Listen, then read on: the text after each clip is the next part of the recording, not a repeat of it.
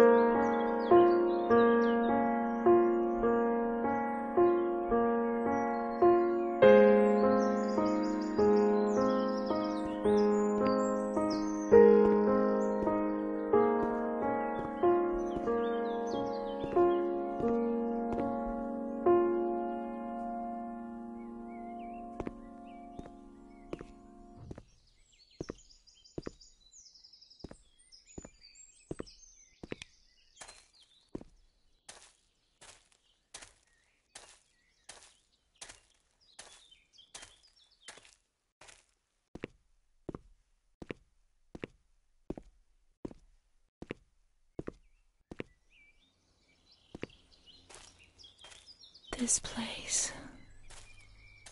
Time. Memory.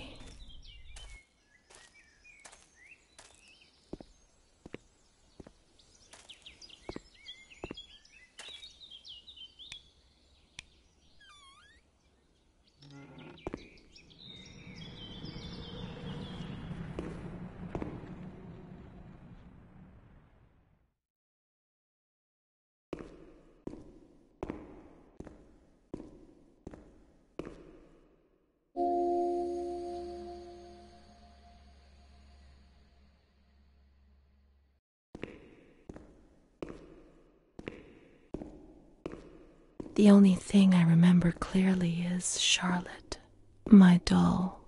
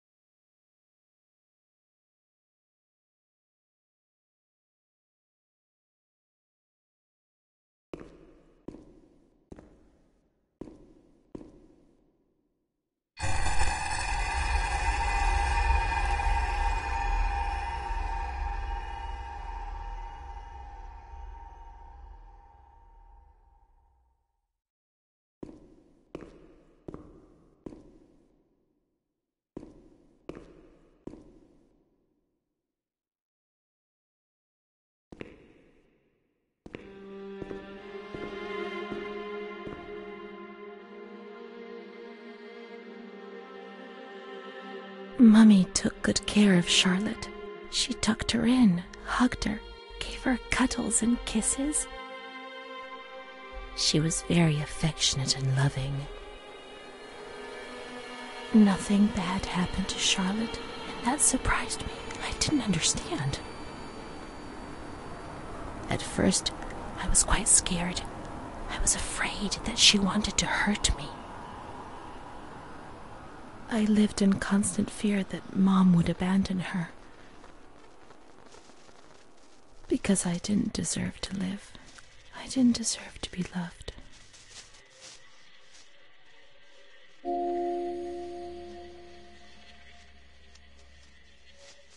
It's cold and it's dark.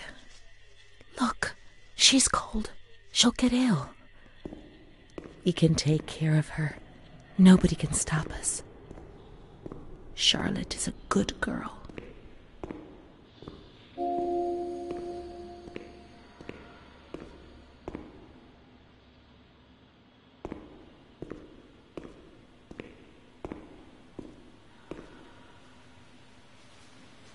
Charlotte will be comfy here. But it's cold. No, it's cold. Don't shiver, Charlotte. The cold will go away. It'll go away.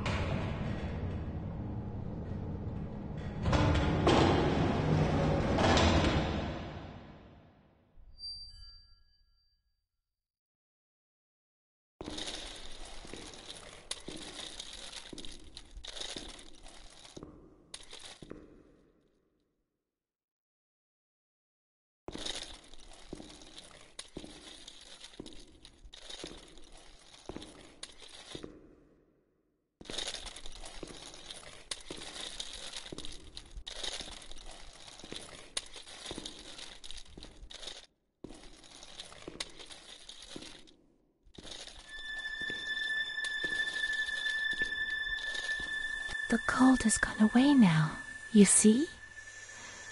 The light, the warmth. We can do it. The cold will go away. It has to. Now we can enter the ward where everything started. It all began in the observation ward on the ground floor.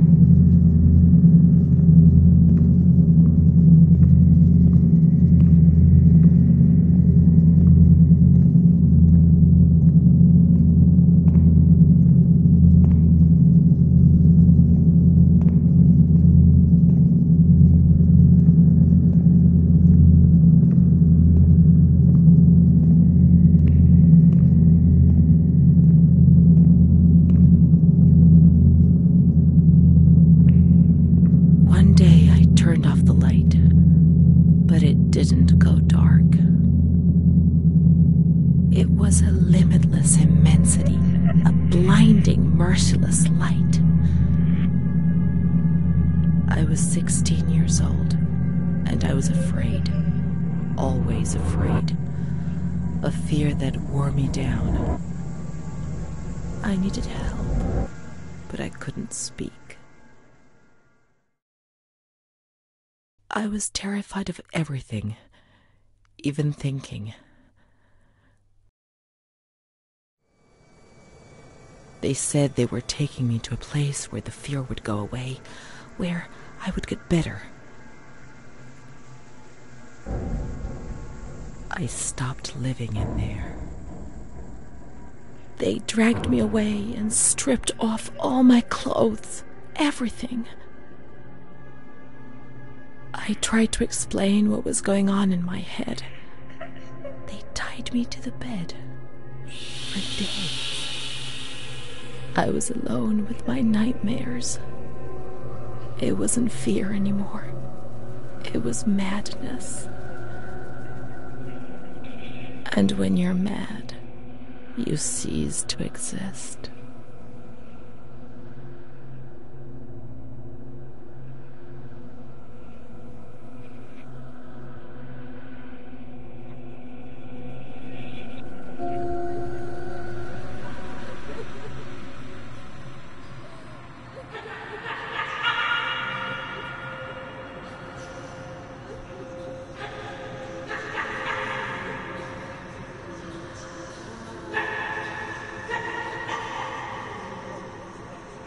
She was my only hope in this hell. I was descending down, down among the damned. But that woman and her smile kept me alive.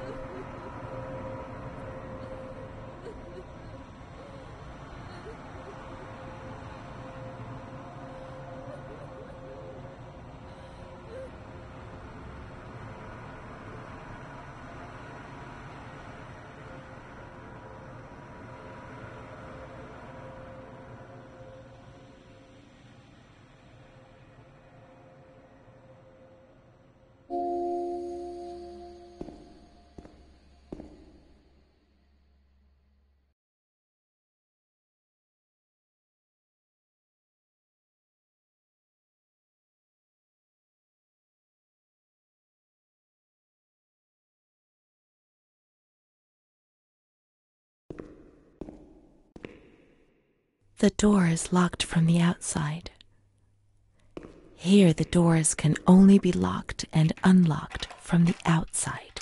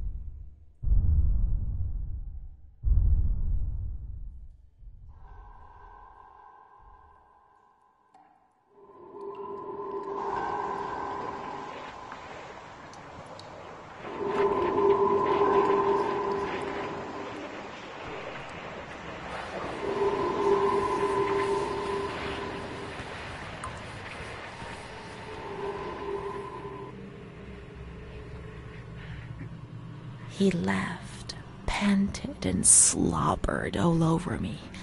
It hurt me when he touched me. I thought I'd suddenly split open with a loud crack, and I would be shattered into pieces. felt fragile, sick, dirty, degraded. All I could do was clutch Charlotte tightly while René obeyed. He was the master in the realm of light. I was being consumed by the evil act I had committed. I threw up and could feel hell getting closer and closer. Those tests the doctors did to me. They said there was something growing inside, and they wanted to drag it out of me.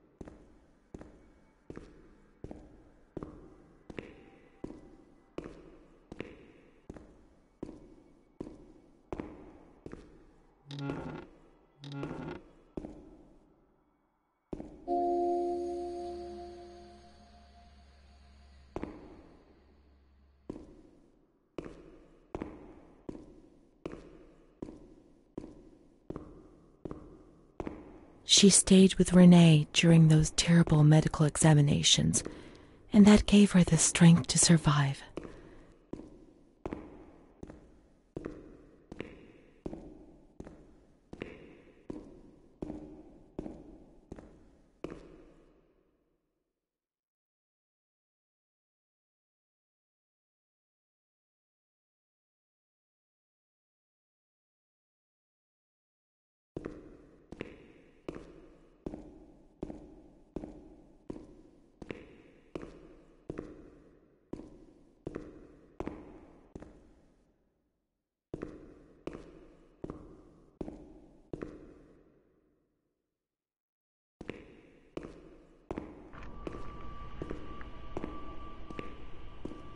August 21st, 1938.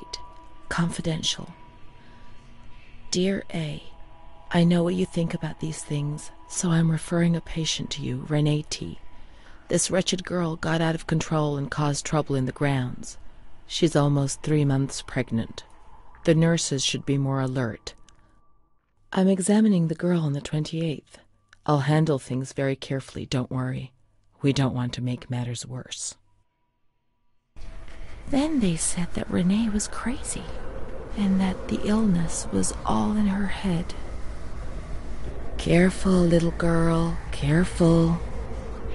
I was scared, and I didn't talk to anyone about the illness. Only her. Not even the other doctor. He never touched René. He just wrote things down. You can tell me everything. Don't be afraid, he said. Everything's going to be fine. Do you want to know what I am writing? I note down what I observe in you, everything I see. He didn't hate René. He tried to help her, but he rarely examined her in those small surgeries.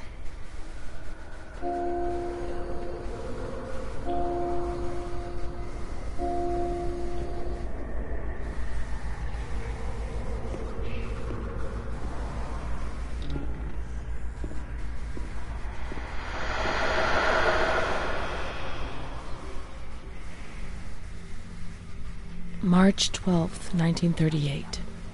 René T., 16 years old. Menstruation at age 12. Housewife. Father unknown. Mother a seamstress. Admitted in observation yesterday morning from Pontedera, accompanied by a police officer authorized by the examining magistrate of the Court of Pisa to be admitted for a psychiatric evaluation, which I have carried out. Medical certificate. Mental illness preceded by warning signs. Has suffered from depression for a year, believing she had tuberculosis. Food deprivation. We can't read this document. It is forbidden. We mustn't. If they find out, there will be trouble.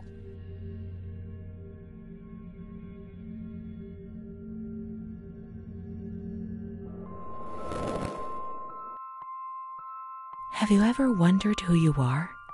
Yes, of course you've wondered.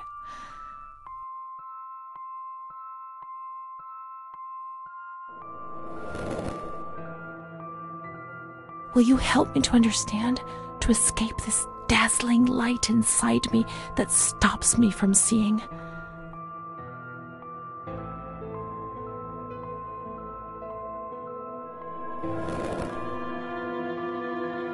She is frightened, hears noises and ghosts, presents serious signs of anxiety psychosis, suffers from hallucinations.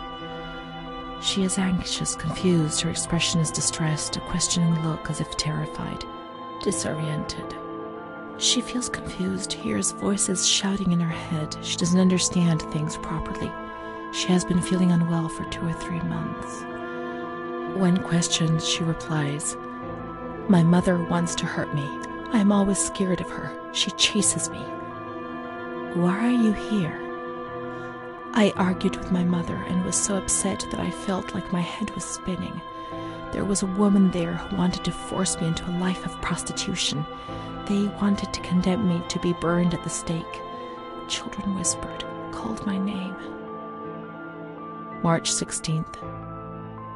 She couldn't sleep last night. They wanted to condemn her to be burned at the stake. April 4th. Transferred to the calm ward, still under my supervision. "Yes, that's true. The ward where Amara was. Yes, the stake. The children wanted to burn Renee. She had to pay for what she'd done, like witches at the stake."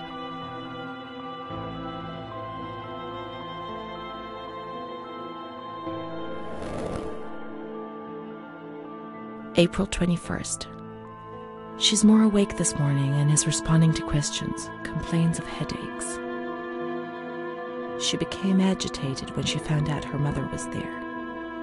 She says that one day, many years earlier, she was with a friend of hers and met a man who made her get into a car and took her for a ride. He made her smoke cigarettes and drink liquor, and the man showed her certain things. He tried to hurt her and made her go crazy. She says he promised to marry her and made her swear to keep what had happened a secret. These facts were essentially confirmed by her mother. After that, she became arrogant, impatient, and hostile towards her family, especially her mother. She started taking off her clothes in public. Her moods would swing from laughter to tears. She rants. She pleasures herself. "I can't remember these things, only the guilt, the stake. I know I deserved to pay for that guilt. I knew it even then."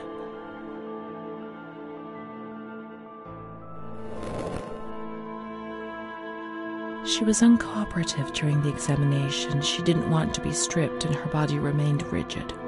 Voluntary attention almost totally absent. Probable hallucinations. April 25th. Confused ideas, unable to maintain a spontaneous conversation. Reflexes all normal. Reactive pupils. "Let's find Amara, and we'll find the full medical records."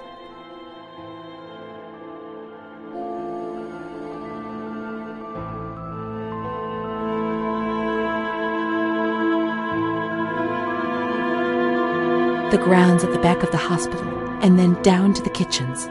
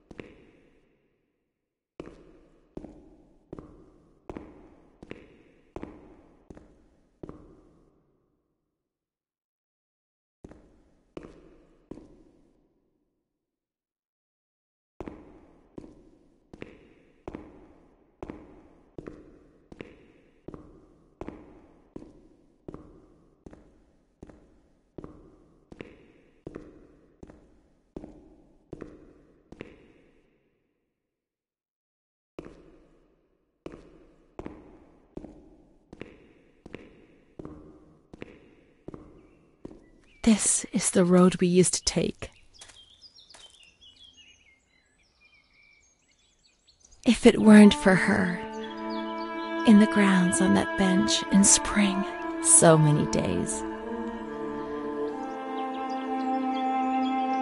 It was an escape, watching nature around us as she talked and smiled. And then there were the kitchens. Sometimes we stole food and ran back to the bench to eat it in secret, and we laughed.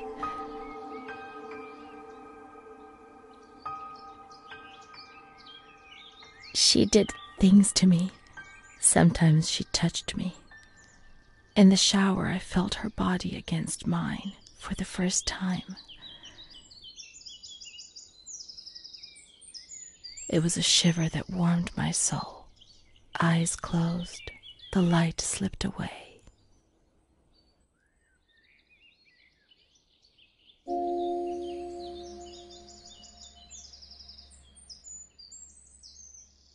She wasn't in the system.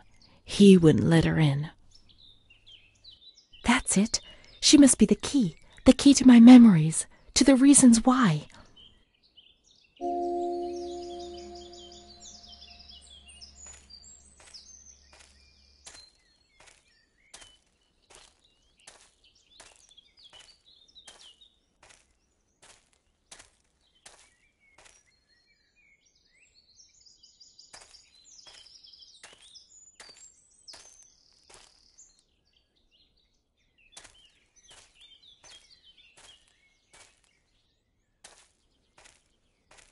Nature helped me to forget, to escape from the system.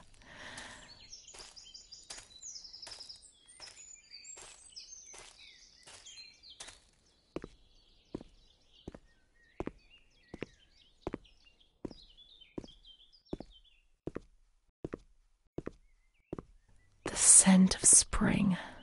The land of light was far away, and we spent the days chatting on the stone benches.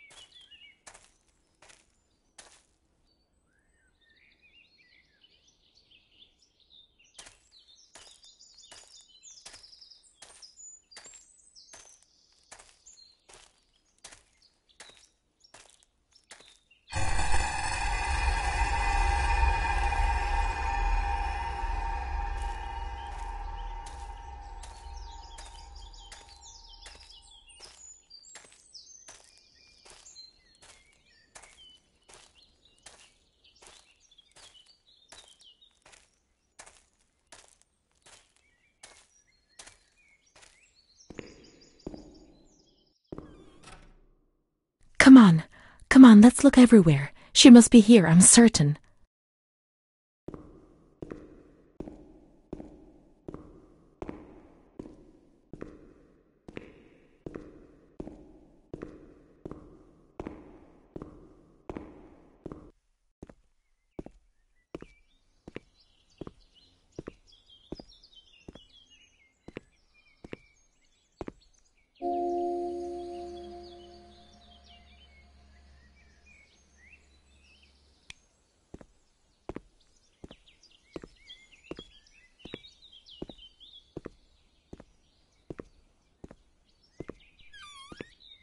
Keep looking. We mustn't give up.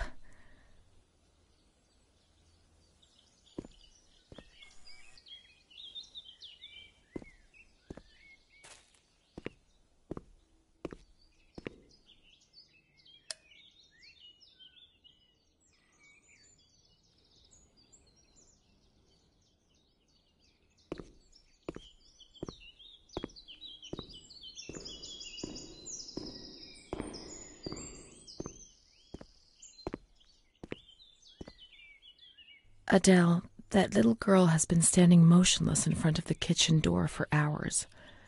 Poor thing, I gave her some candy. She ate it without a word and remained motionless. I don't think she's very well. We used to see her now and again, but now she's always there. I'm going. The doctor's not here. He's coming this afternoon. Try and speak to him.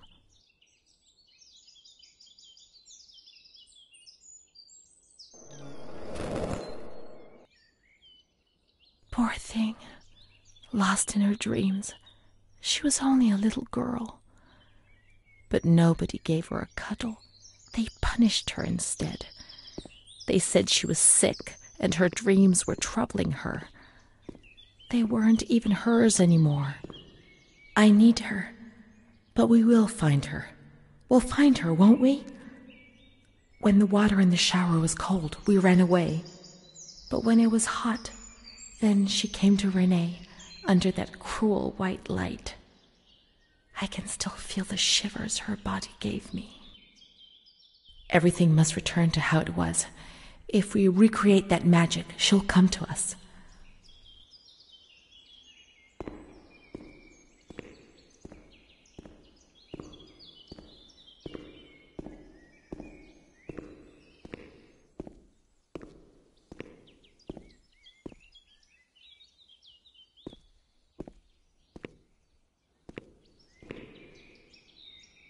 Now we have water. We must switch the boiler on.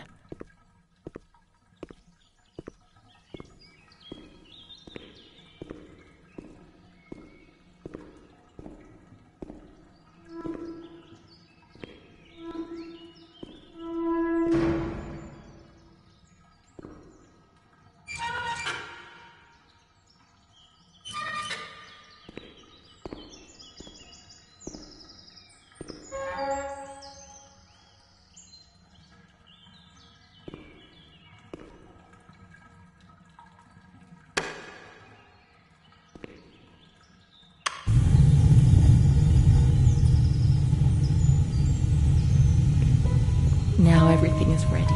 We can go to the bathrooms. We can go along that narrow corridor in the kitchens. We'll meet her in the showers, yes.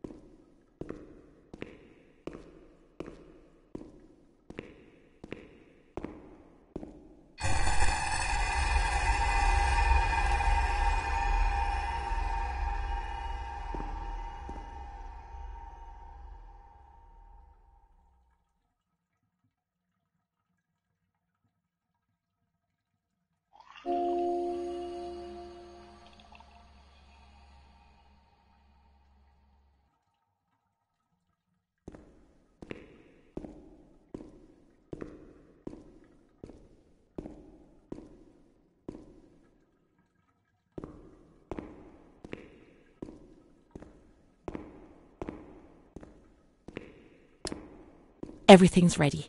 Let's get undressed and leave our clothes on the hooks in the changing rooms.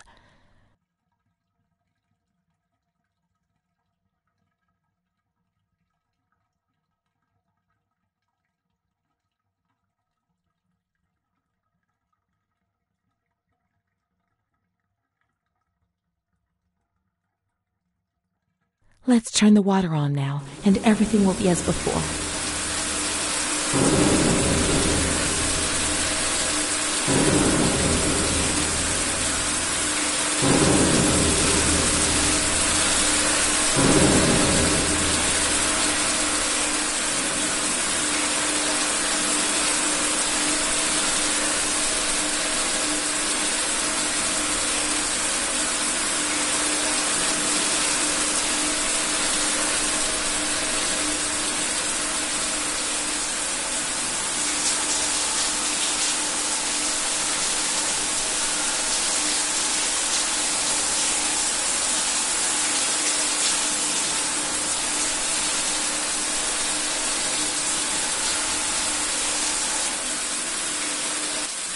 Amara was everything I could have been, but she no longer existed. I'd have loved to erase everything I did, but instead I always went ahead and did it again. It was my fault, and she disappeared from my life.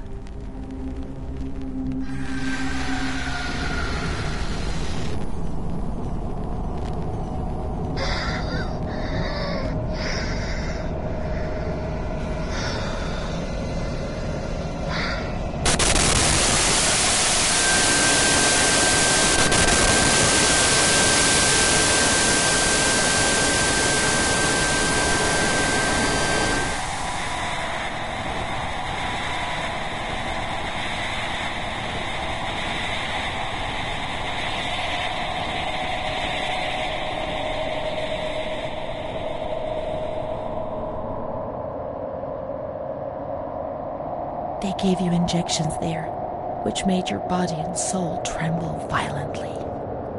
A whirlwind of anguish and unbearable pain. I lived in terror of the next time. They had taken me upstairs to that ward where no one wanted to go.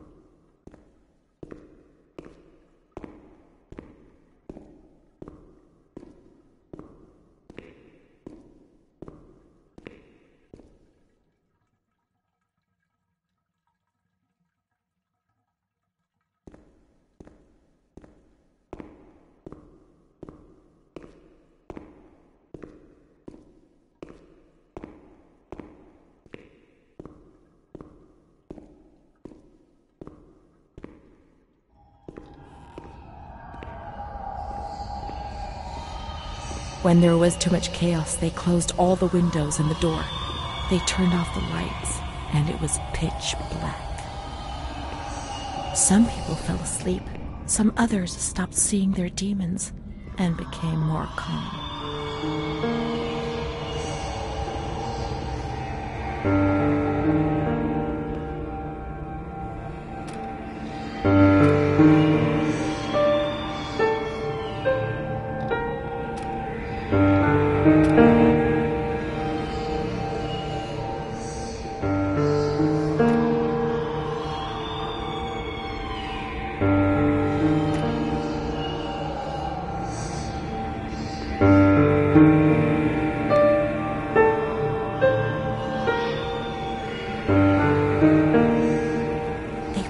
straitjacket on you.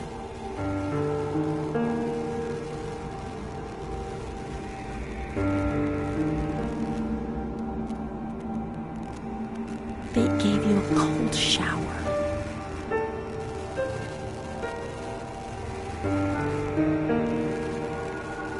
They suffocated you with a sheet.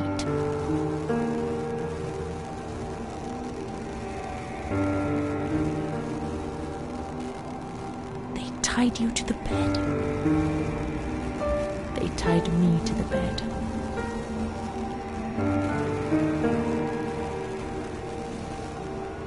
A woman died next to me, choked by her own vomit. She was tied down because she wouldn't stop pleasuring herself. I can still hear her death rattle. I screamed, but nobody came. Everybody screamed in there, all of them.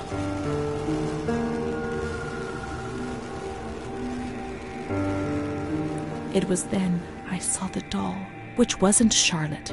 No, she wasn't Charlotte.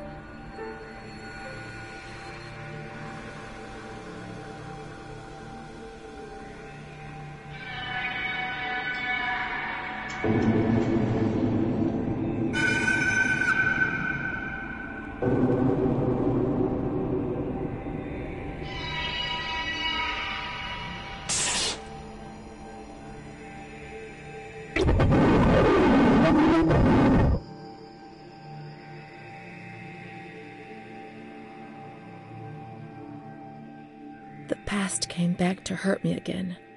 In the loneliness of that crowded ward, he brought it with him. I thought I would never see him again. He'd come to remind me who I was. That's what my mother used to do. That's what I had done. It seems that my life in here was just a repeat of what it had been outside. The doll, the fear, the shame. I'd have loved to erase everything I did, but instead I always went ahead and did it again.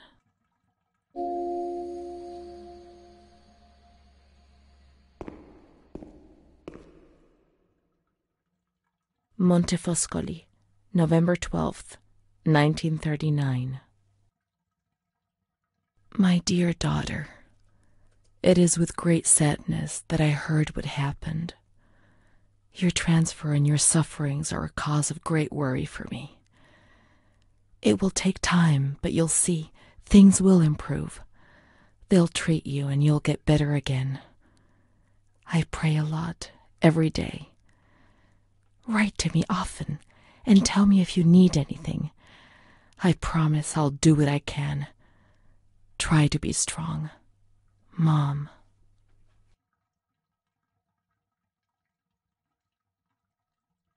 This is the last letter she wrote to me. Once I was put into this ward, I was overwhelmed by loneliness. After that medical examination, I received no more letters from Mom. Why is that man here? Why doesn't she come to see me? Did I make a mistake? It didn't seem like she wanted to abandon me. What did I do wrong? I'd like to be able to reply to her again now, to change things.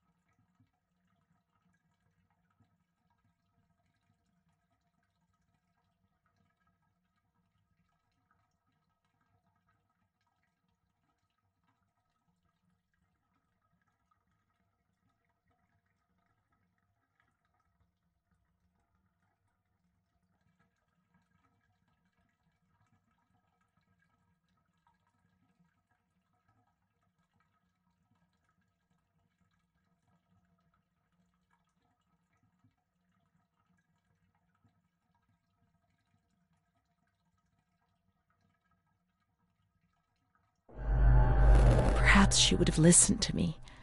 Will she reply?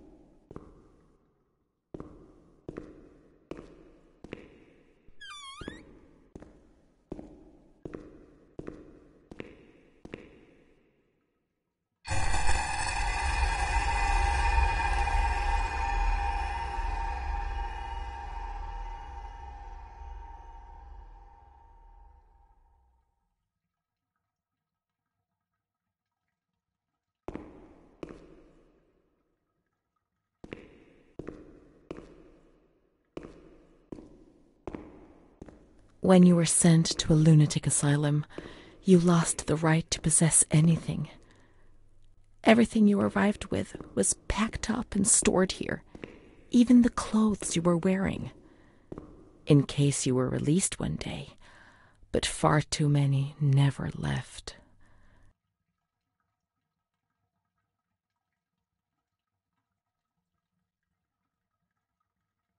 Dear Mother, please, I beg you, get me out of this place. I'm so frightened here. You were right. I know I was wrong. I understand. I'm so ashamed.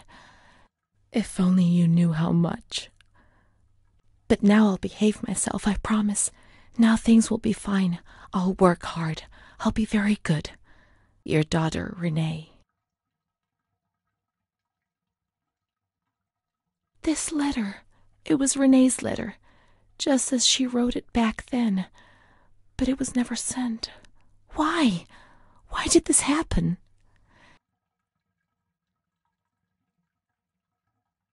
I received your letter, Mom. You tell me to be patient and strong, while I only feel fear and pain. And you don't write to me anymore. If only these words could be my soul, I'd tell you what was happening to me. The kids want to kill me. They all look the other way and tell me what to do. I don't understand. She helps me, but what have they done to her? Can you tell me? Will you help me? Renee.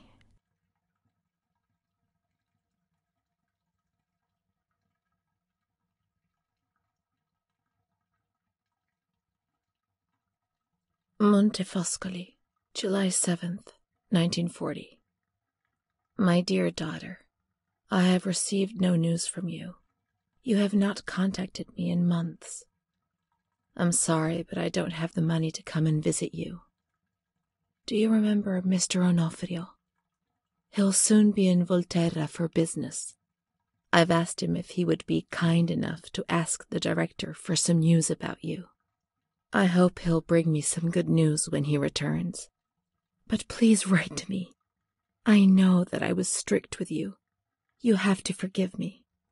I didn't think. I've given Mr. Onofrio a new doll for you. You told me that you lost yours, and I know you loved it so much. It's not as nice as your Charlotte, but I hope that it will comfort you nonetheless. Keep your chin up, darling. Everything will be fine, you'll see. Mom.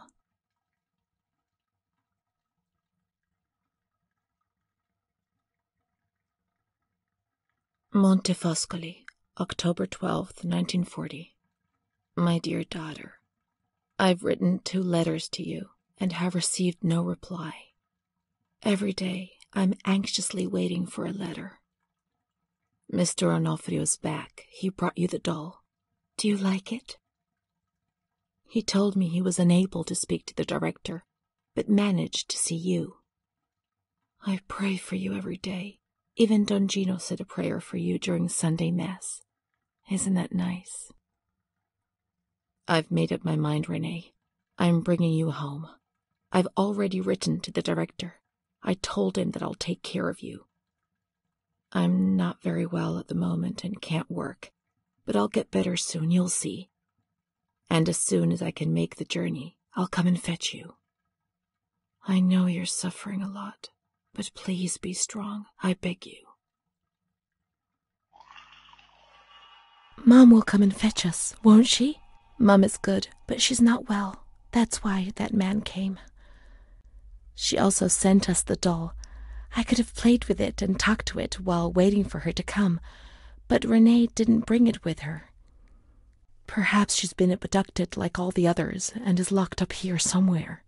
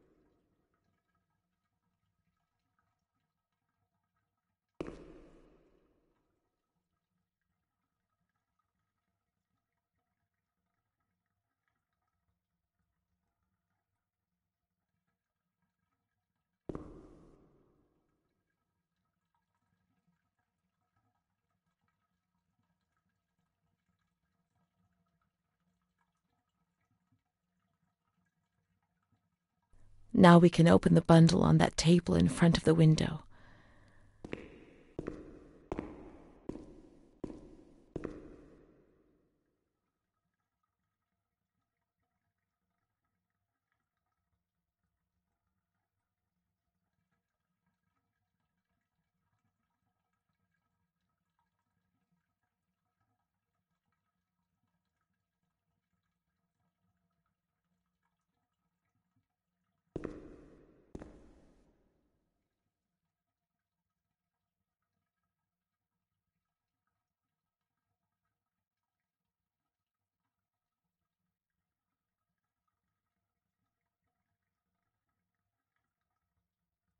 You see? Mom was good. I was bad. Mom was worried about Renee and Charlotte. I abandoned Charlotte. We've abandoned her.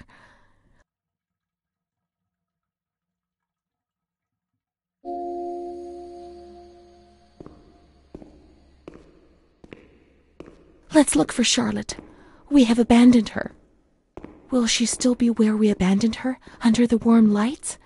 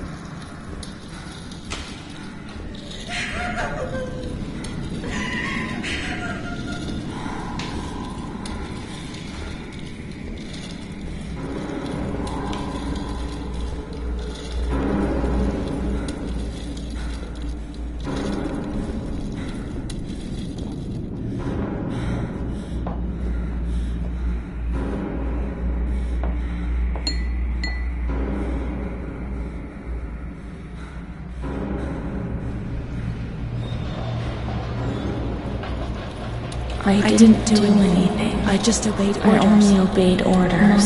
Charlotte has gone away. Mom will come and get us. She loves us, even though we're bad. Leave us alone. I didn't do anything. I only obeyed orders.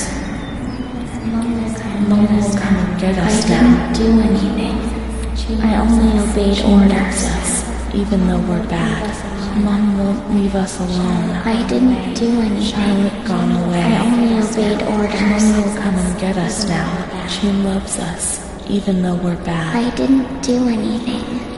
I only obeyed orders.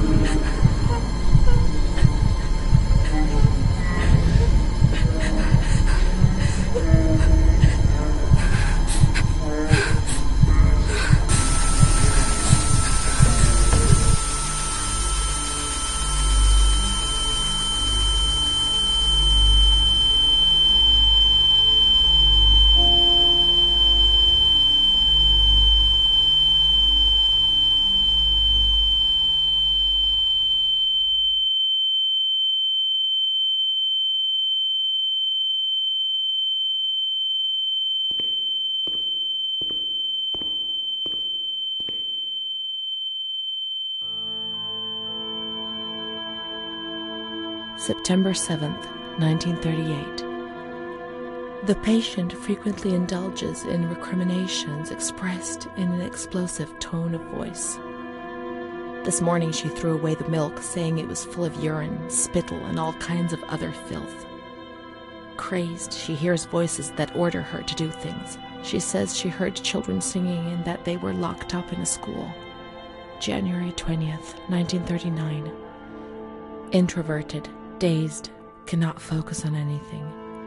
When questioned and stimulated, she starts crying and weeping. At other times, she laughs. June 1st. Apathetic. Eats very little. She refuses to be touched. Does not respond. Spends her time in the grounds. The cooks report that she sits on a bench in front of the kitchens. October 14th. Return of impulsive behavior. This morning she asked for 2 eggs to make zabayoni, but when she got them, she threw them up in the air. Excited, clamorous, slightly confused, takes her clothes off. December 8th, tied to bed for 15 days. High-spirited, tends to make witty comments and use vulgar words, laughs hysterically and pleasures herself. The nurses report that about 2 weeks ago she remained in the showers on her own and didn't want to leave. They said that when they took her away, she swore at them and then lashed out and bit them. 2 nurses had to be treated for their injuries. They've kept her tied to the bed since then. Transferred to the slightly agitated ward, from the care of Dr. B to the care of Dr. C. I was with Amara in the showers. My memories are terrifying. They're not real, are they?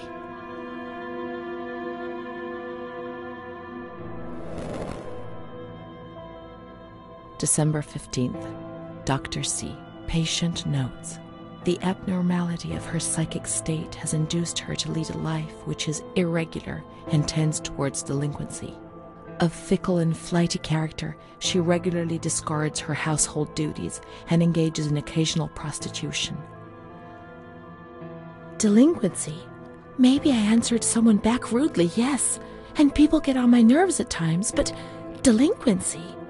And prostitution? No, why? Why say a thing like that? The old doctor tried to understand, but this one just labels you without thinking, or even trying to comprehend. Her mental deficiency makes her deaf to the reprimands of her family. She has shown suicidal tendencies. She was brought to the ward yesterday, agitated and hysterical. Treated with cardiazol, 2 injections a week for 5 weeks. The therapies removed the light for a while, but also all her will, desire, and hope.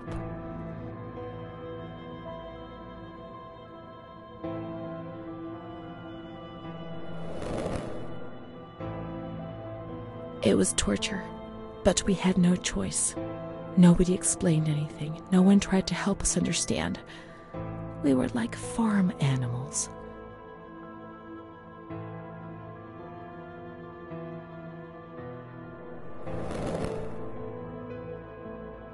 June 2nd.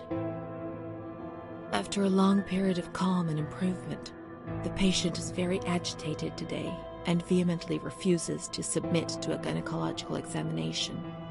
She swears and curses those helping her, flailing her arms and hitting them. According to reports by Dr. B, the patient has been subjected to periodic checkups since she had a spontaneous abortion about 2 years ago in her 3rd month of pregnancy. Conception occurred after she had sexual intercourse with a stranger who sneaked into the hospital grounds. Details are contained in the charges filed at police headquarters in Volterra, a copy of which is attached to these clinical notes. ES therapy. A spontaneous abortion? It's not true. I can't believe it. How could I have invented things if I didn't even know what they were doing to me?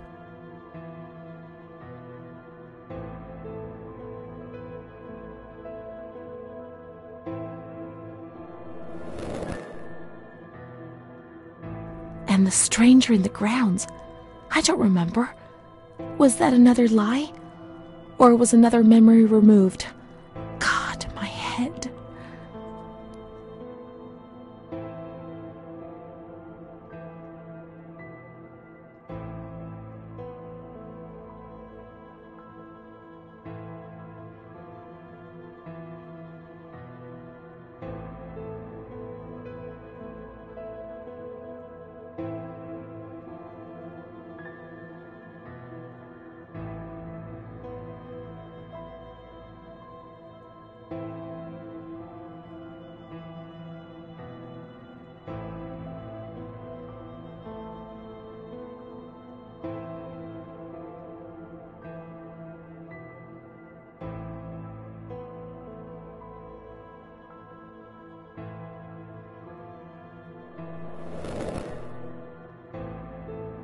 The other Renee?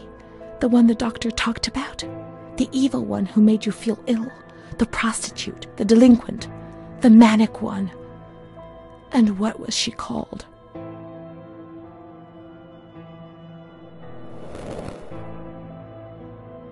June 13th. The nurses report that she descended into a state of great mental confusion after receiving her mother's letter. She threw her soup over another inmate because she was very anxious, and then punched a nurse. Impulsive, flails about her. She rails against the doctor in vulgar terms while he is examining her, lashes out and spits. Block all correspondence to give the patient no further reason to become agitated. August 20th, tied to bed. The nurses report that the patient is extremely agitated after the visit of a relative or family friend.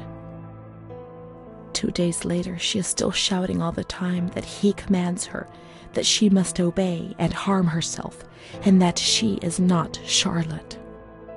All visits forbidden, constrained to bed, and intensification of ES therapy until we achieve results.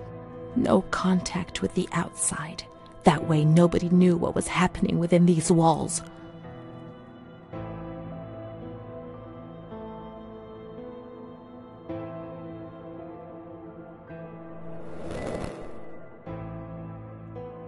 Calm down. You must be calm. Don't get agitated. We'll make you calm down. Is that the only thing that matters?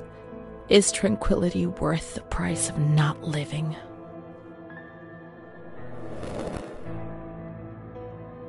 March 3rd. Alert, correct attitude, replies when questioned. The nurses report that the patient is calm. She washes and looks after herself. She affirms the existence of a certain Amara. She says that Amara is a patient who disappeared when she was moved to this ward. No confirmation. Probably a regressive hallucination. Evaluate transfer. So, was I Amara?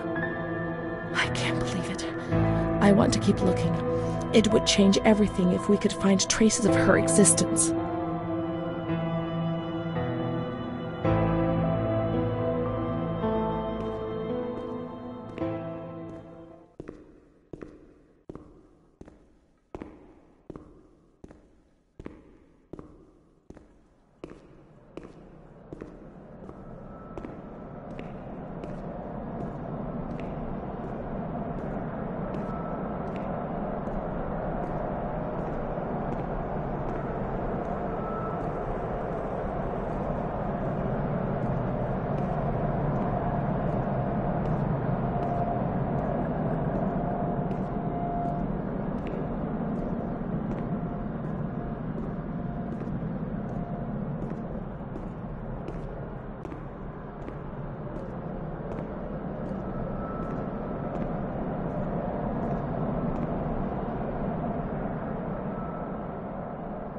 Amara B., aged 32, housewife, mother of 2 daughters, married to Mario B.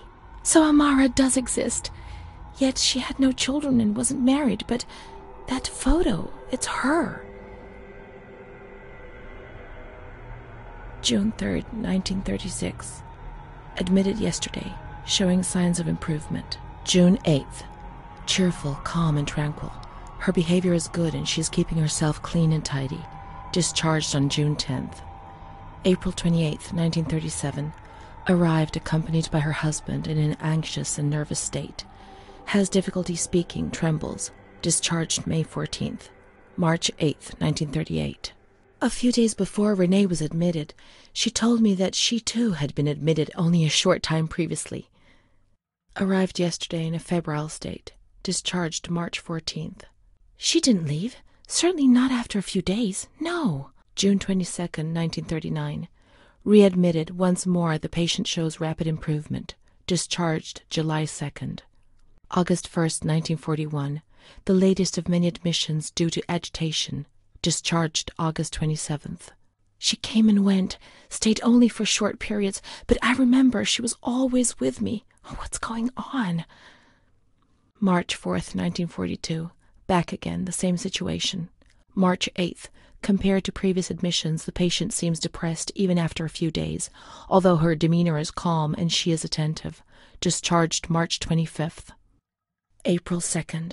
The patient is distracted and apathetic. Her husband brought her here and said, "She's not eating, doctor. She spends all her time sleeping. I'm so worried, doctor. You know her. You can help her."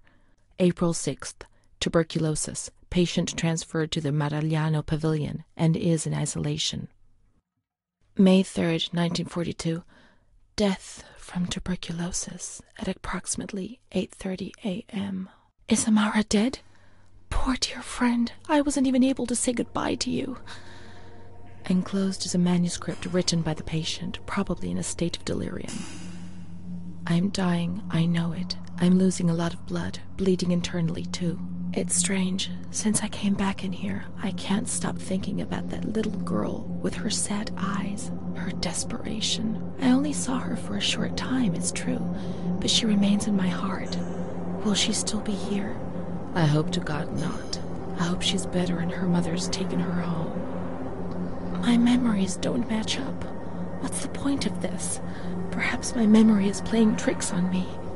Things are not as I remember them, as I see them. But she said she liked me. I just can't understand it. I just wanted to say goodbye to her for the last time. I never even said goodbye to her.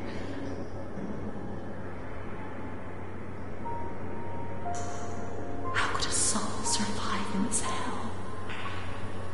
I so want to feel things again. Pain, passion. Feel the damn tears rolling down my face. To remember that I was alive.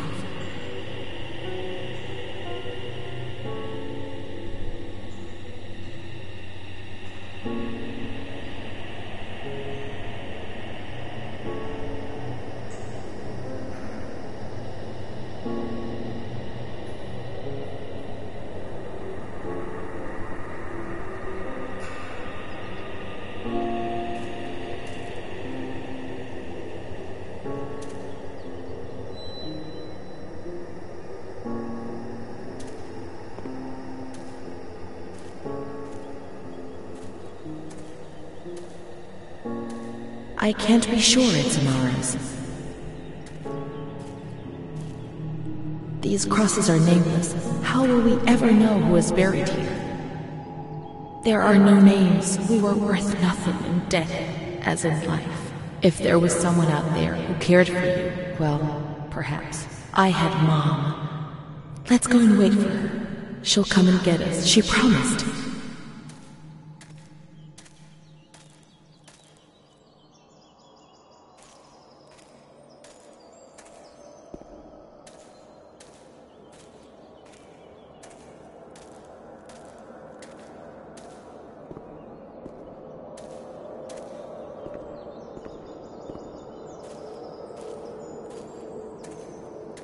Mom will come.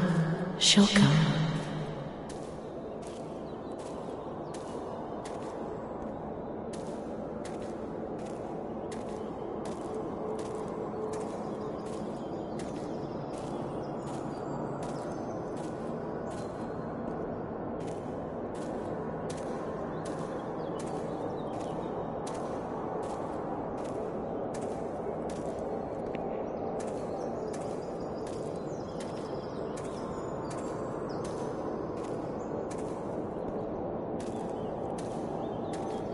She promised, and she'll come to get us.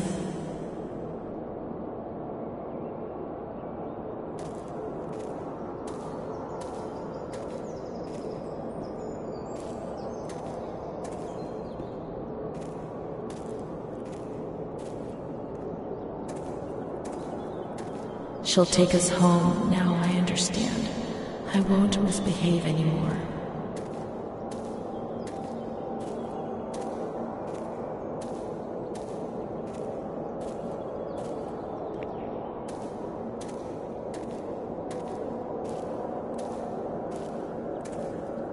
I won't misbehave again, Mom. Please don't leave me here.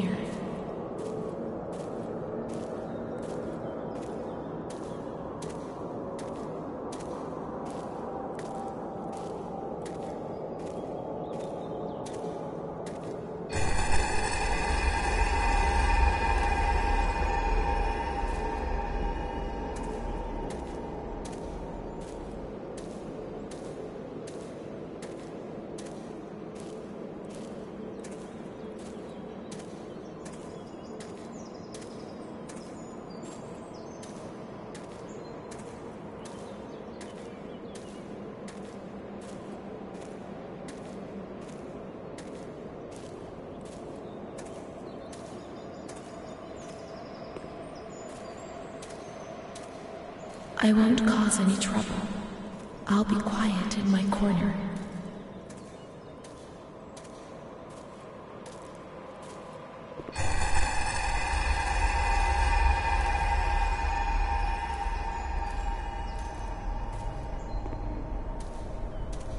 How I miss that dark corner where I used to spend whole days.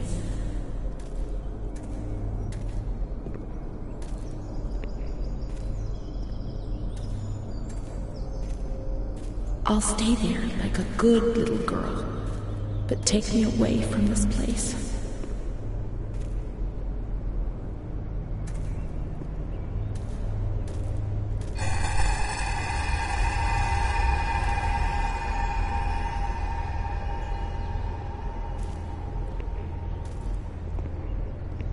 I must always concentrate on nothingness.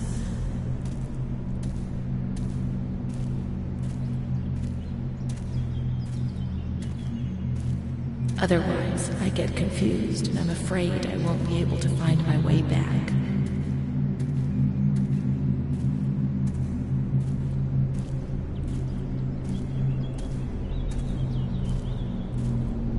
Any thoughts upset me so violently, and I can't handle them. I'm afraid of myself, of what I might do when I get confused and don't remember anything. There are some wounds I'm not aware of.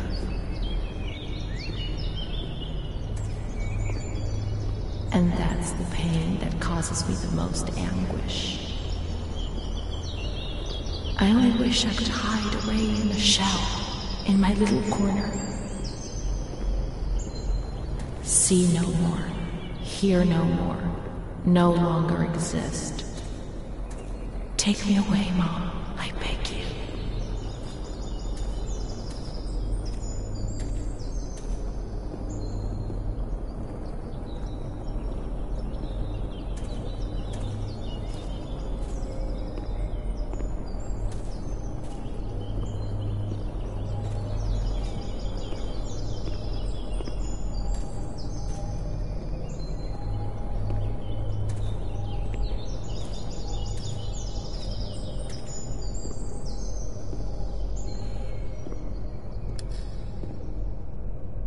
Miss, please send the following telegram to Adati.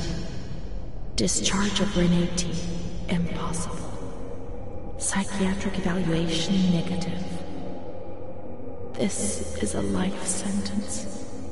I can't spend my whole life in here. I can't. It's a death sentence.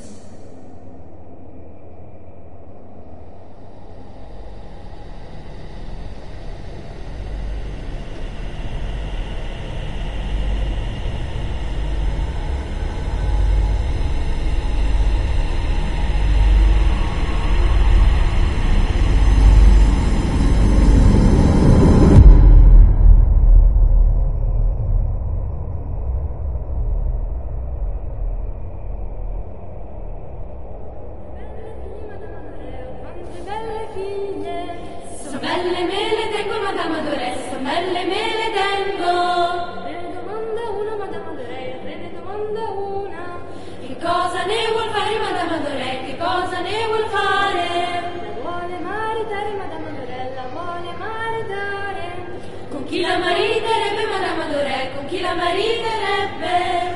Con uno spazzacamino Madame Adorei, con uno spazzacamino. E come la vestirebbe Madame Adorei, e come la vestirebbe? Di stracci e di toppe Madame Adorei, di stracci e di toppe. Uscite dal mio castello Madame Adorei, uscite dal mio castello. Oh, quante belle figlie Madame Adorei, oh, quante belle figlie. Se sono belle me le tengo Madame Adorei, se sono belle me le tengo. Il re ne domanda una Madame Adorei, il re ne domanda una. Che cosa ne vuol fare Madame Adorei, che cosa ne vuol fare? La vuole maritare Madame Adorei, la vuole maritare. Con chi la mariterebbe Madame Adorei, con chi la mariterebbe? Con la re di Spagna Madame Adorei, con la re di Spagna. E come la vestirebbe Madame Adorei, come la vestirebbe? Di rose e di viole Madame Adorei, di rose e di viole. Entrate nel mio castello Madame Adorei, entrate nel mio castello. Scegliete la più bella Madame Adorei, scegliete la più bella. La più bella l'ho già scelta Madame Adorei, la più bella l'ho già scelta. Allora vi saluto Madame Adorei, allora vi saluto. Oh quante belle figlie Madame Adorei, oh quante belle figlie. Se sono belle me le tengo Madame Adorei, se sono belle me le tengo. Re ne domanda una Madame Adorei, re ne domanda una. Che cosa ne vuol fare Madame Adorei, che cosa ne vuol fare? La vuole maritare Madame Adorei, la vuole maritare. Con chi la mariterebbe Madame Adorei, con chi la mariterebbe? Con uno spazzacamino Madame Adorei, con uno spazzacamino. E come la vestirebbe Madame Adorei, e come la vestirebbe? Di stracci e di toppe Madame Adorei, di stracci e di toppe. Uscite dal mio castello Adorei, chi la mariterebbe? Con uno spazzacamino Madame Adorei, con uno spazzacamino. E come la vestirebbe Madame Adorei, e come la vestirebbe? Di stracci e di toppe Madame Adorei, di stracci e di toppe. Uscite dal mio castello Madame Adorei, uscite dal mio castello. Quante belle figlie Madame Adorei, quante belle figlie. Se belle me le tengo Madame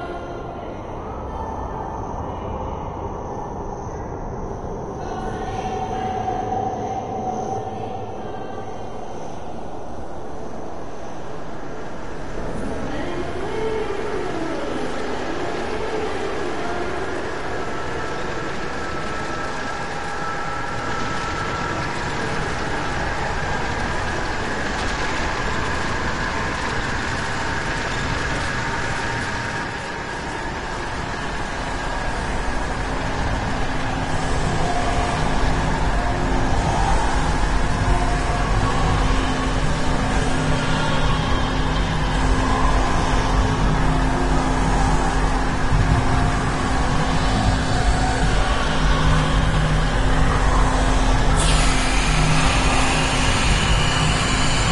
We learn so many things at school, and so we have to attend. How would we get on if we didn't? I do a lot of bad things. I don't tell anyone, but Mom knows just the same.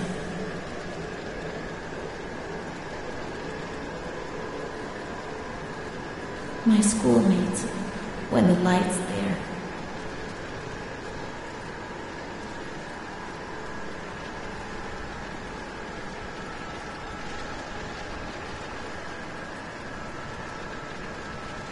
Rene's kind to Don Gino, but he always frightens me.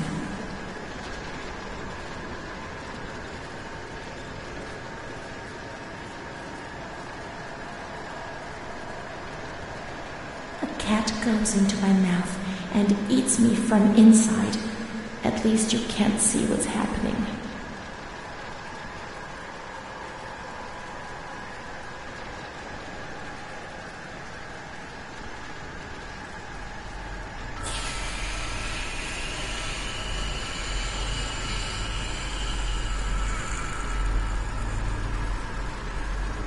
Don Gino knows everything. He speaks to God and he tells him lots of things.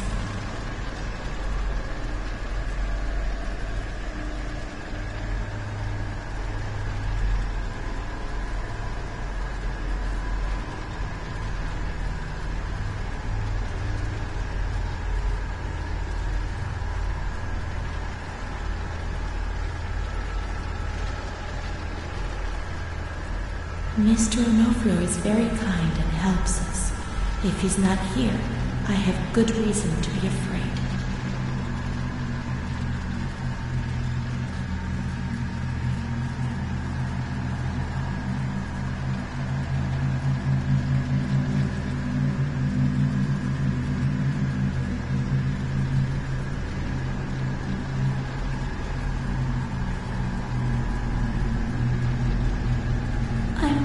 The others, Mom.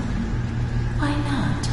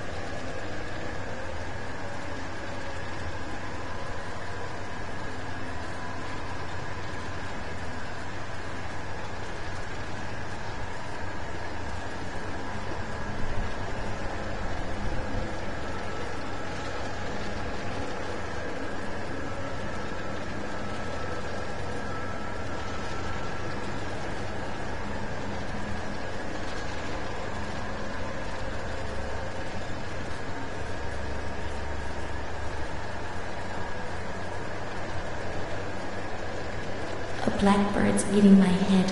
That's why it hurts so much.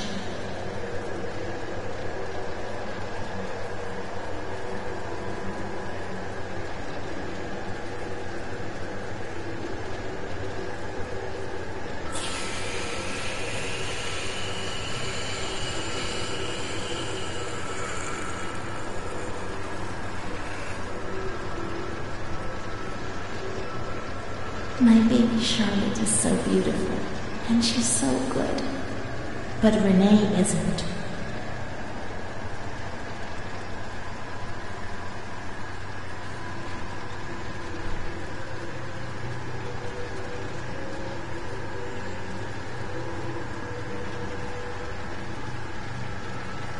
When I was little, I never used to sleep.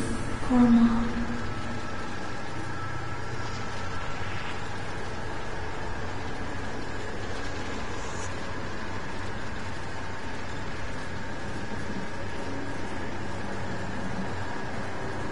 When I was small, I never used to eat. Poor Mother.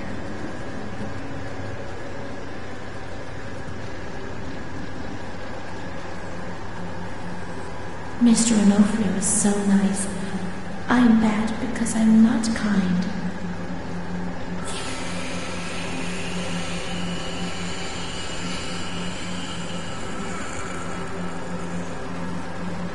Mom always has to work because it's so cold in winter.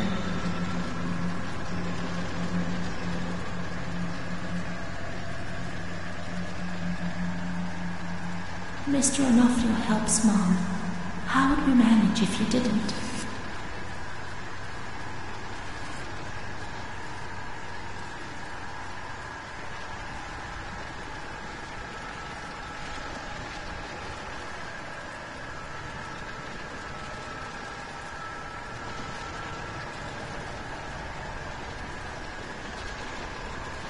There are a lot of them. They want to hurt me. They fly. Even Charlotte can't help me.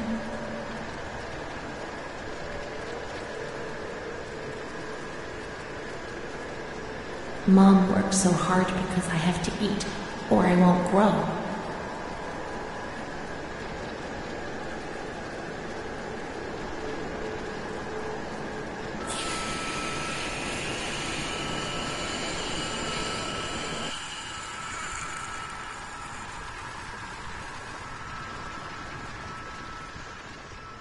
What's happened? What is this place?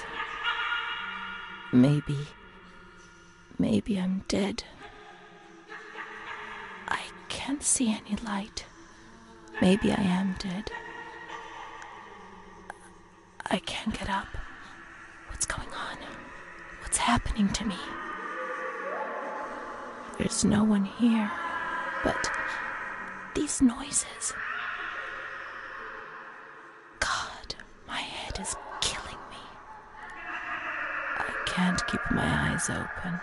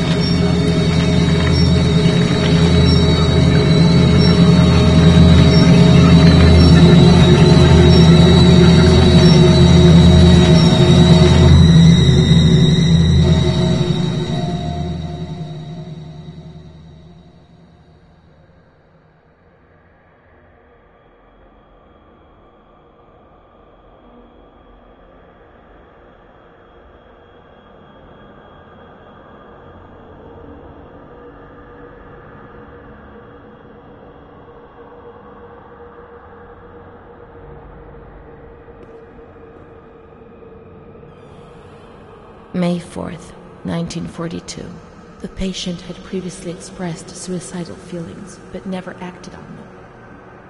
Yesterday, she injured herself badly, stabbing herself in the stomach with sharp-pointed scissors. Sedated, restrained, and transferred to an isolation cell. May 10th, transferred to the agitated ward for observation. Isolation, insulin, and shock therapy. September 25th, positive response to treatment. She replies to questions and remembers what happened, but doesn't want to give explanations. She claims to have memory lapses, entire days about which she remembers nothing. She appears to be anxious and seeks reassurance. She fears she has done monstrous things and the lack of evidence for that she has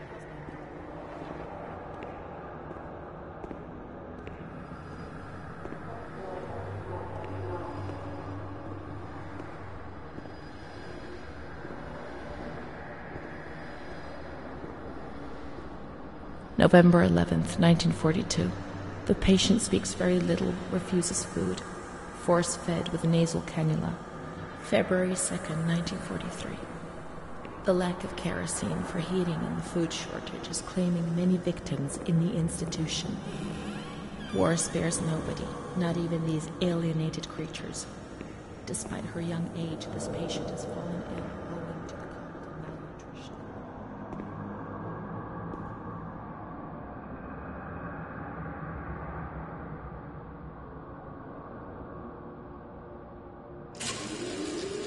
Nobody laughs in here. I mean, really laughs. Not those crazy fools who laugh because people say they're mad. I don't know why they laugh out loud. They say I'm mad too, but I never feel like laughing. People used to laugh at me, but they were right, you know? People laugh at me.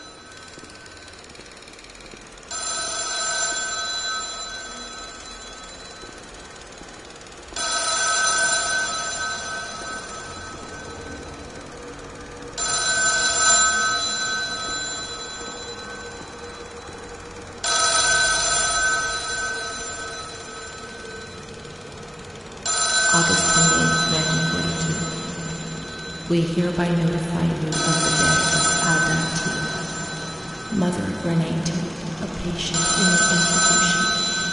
No known relative. Sincerely, Alana.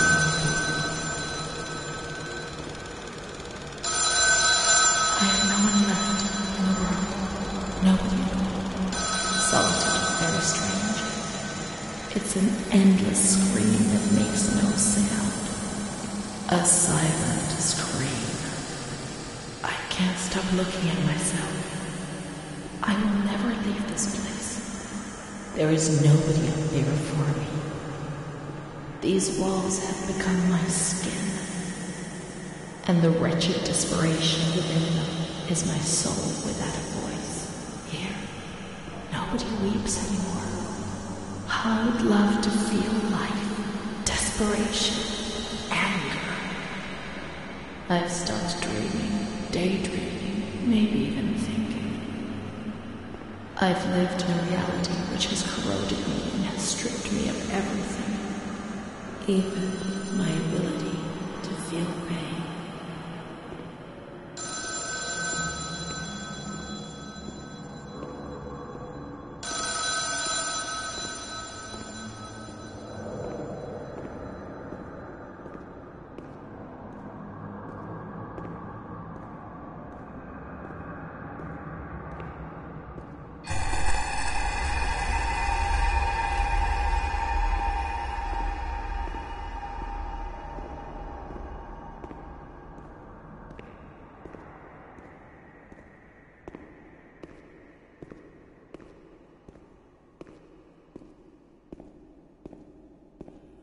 May 5th, 1943. Renee's state of health is good. She is eating and speaking. Her spatial and temporal orientation is good. Therapy suspended. December 3rd. She calmly asks if she can leave the hospital. Evaluate patient for 6 months. May 2nd, 1944. Discharge denied despite favorable psychiatric opinion. The patient has no home. or means of support.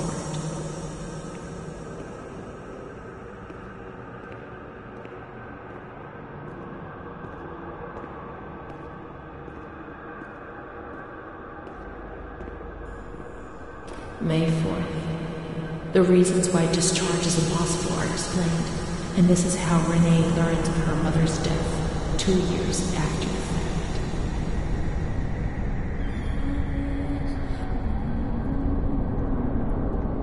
May 5th. She tried to kill herself in the night by hanging herself with a sheet, saved by the nurses.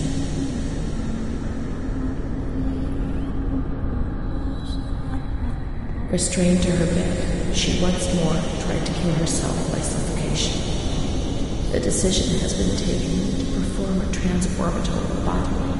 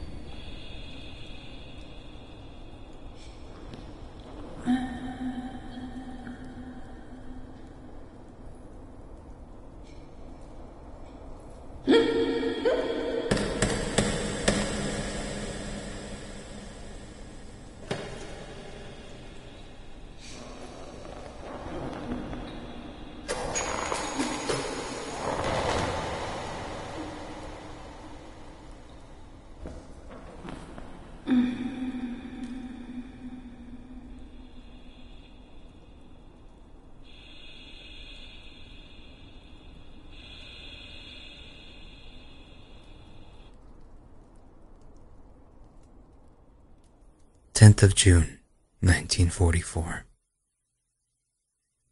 Operation successful. Patient tranquil and collaborative. Motor coordination capacity reduced, but she's improving. Transferred to the tranquil department in the care of Dr. B. 25th of October. Continues to talk about Amara and her doll, Charlotte. The disturbances of motor capacity show slight signs of improvement. Difficulty walking, not capable of riding, and the nurses report that they have to help her dress, wash, and feed herself. In the summer of 1944, Renee was transferred back into my department. Aware of little, indifferent, hardly ever spoke. One day, she said, "When I find the courage to look at myself in the mirror, I see a young face which is aged and looks at me full of fear." She is a woman now who has changed profoundly compared to the girl that I had under my care several years ago. Only the sadness of her gaze and her intelligence are unchanged. She's so young, just 23 years old, but is lacking all vitality. Perhaps her condition may improve, but probably not. Her life has been thrown away. And nobody did a thing to try to avoid this. So here you live above my mind. I wish you'd heard that my mind is trying to read yours and easy for a bird. Soon I'll meet you, I'll become the one you love.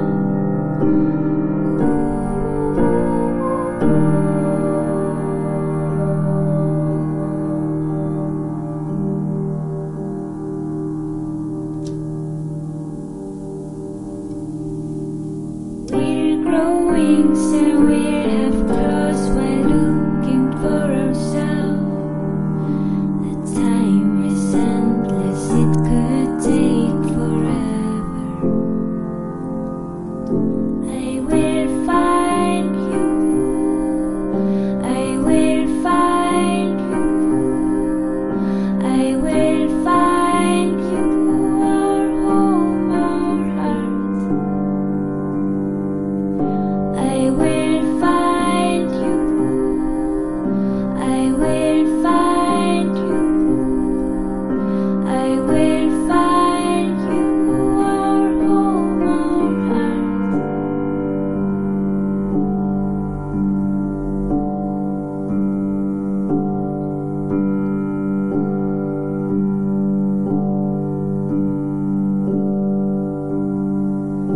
I need a face to wear, a skin so soft to dress.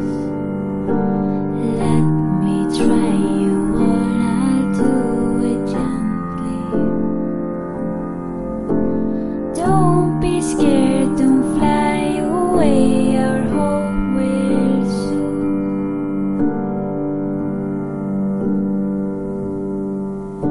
Beware